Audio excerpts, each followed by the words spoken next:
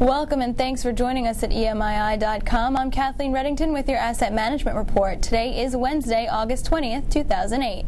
The California Public Employees Retirement System has instituted an investment policy to guide its infrastructure investments, which may include transportation, ports, energy, water, and communications projects. According to Money Management Letter, infrastructure was the last part of a new asset class to receive board approval following commodities, inflation-linked bonds, and forest land.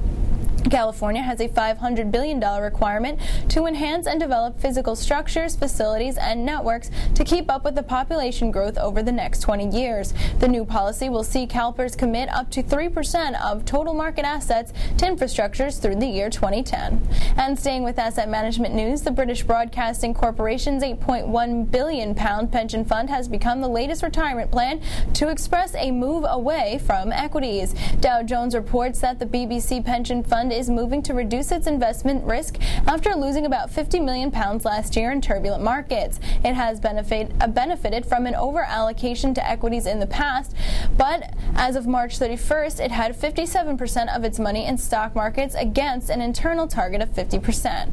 But it said this overweight position had performed less well in the 12 months to the end of March as markets tumbled in the wake of the credit crunch. And in more asset management news, Gartmore Investment Management has named Dominic Rossi as CIO. Dominic Rossi was head of equities at Threadneedle Asset Management. At Gartmore, he will report to the president and CEO, Jeff Meyer, and will join the executive committee and the board pending regulatory approval. Rossi is charged with managing the firm's investment division with £24 billion in assets under management. And in asset management news, Mitsubishi UFJ Asset Management and Brazil's Bradesco Asset Management will jointly develop a mutual fund that invests in Brazilian bonds.